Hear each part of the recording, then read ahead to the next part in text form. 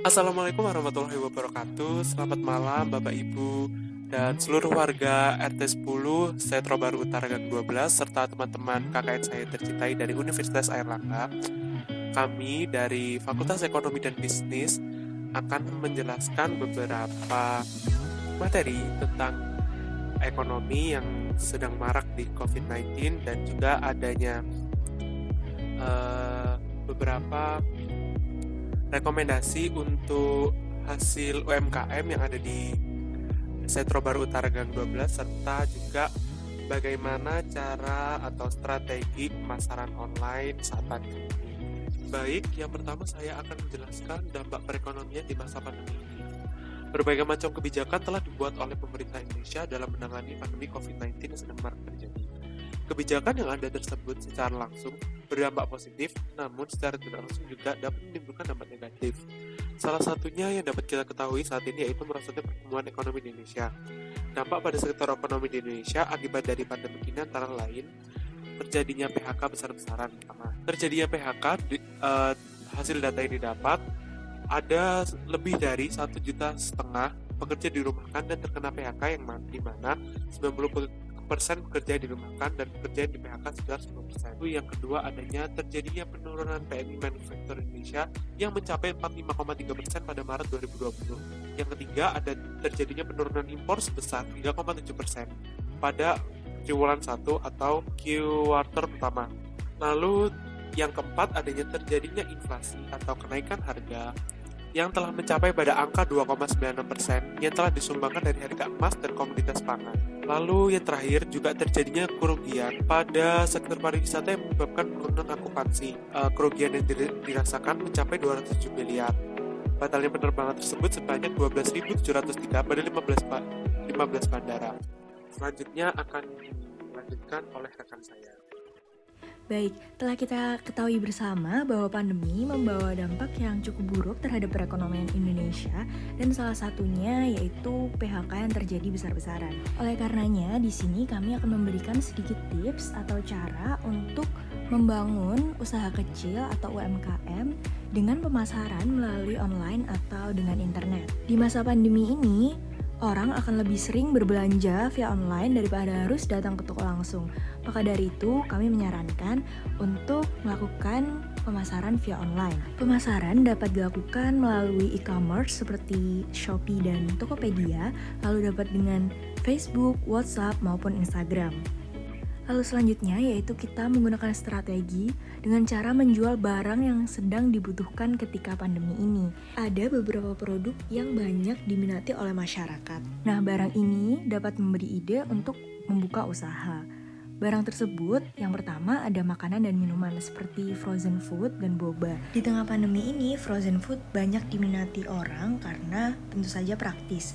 Nah, mungkin Bapak atau Ibu sekalian bisa mencoba untuk menjadi reseller produk frozen food. Kategori selanjutnya yaitu dari fashion. Banyak sekali barang dari kategori ini yang sangat diminati oleh masyarakat. Contoh barang tersebut seperti sepatu, pakaian, dan yang utama yaitu masker kain. Seperti yang kita tahu, di era pandemi ini kita sangat membutuhkan masker. Mungkin Bapak atau Ibu yang telah memiliki UMKM jahit dapat menjual masker kain ini. Karena saat ini masker kain sangat banyak diminati oleh masyarakat sebab masker kain memiliki motif dan warna yang beragam. Strategi selanjutnya yang dapat kita gunakan untuk memulai usaha online adalah memberikan bonus atau diskon pada setiap pembelian. Dengan memberikan bonus atau diskon pada setiap pembelian, biasanya orang-orang akan senang dan lebih tertarik untuk membeli barang tersebut. Nah, kita juga harus memperhatikan foto-foto yang kita upload atau kita unggah ke sosial media supaya konsumen itu tertarik pada produk yang kita tawarkan. Semakin bagus fotonya, maka biasanya orang-orang akan lebih tertarik untuk membeli barang tersebut. Baik, akan saya lanjutkan. Seperti yang kita tahu, di sini UMKM dari Setro Baru Utara Gang 12 adalah UMKM menjahit. Di sini kami akan memberikan rekomendasi hasil jahit. Yang pertama ada masker kain. Mengapa kita merekomendasikan ini? Dikarenakannya saat pandemi ini banyak orang yang sangat membutuhkan masker dan masker kain sangat fleksibel, bisa digunakan kapan saja, bisa digunakan berulang kali dan bisa dicuci juga. Lalu yang kedua ada spray bantal, spray guling, dan spray kasur. Mengapa kita merekomendasikan itu? Dikarenakannya saat ini kebanyakan orang sedang di rumah dan membutuhkan spray-spray baru agar bisa diganti untuk berulang kalinya, agar tidak bosan juga, agar kamar bisa dilihat lebih enak, lebih fresh. Lalu yang ketiga ada taplak makan. Alasannya sama, kami merekomendasikan ini dikarenakannya kebanyakan orang juga berada di rumah, makan juga di rumah. Jadi agar ruang makan lebih bagus juga lebih sering juga mengganti taplak meja makan ini tadi begitu.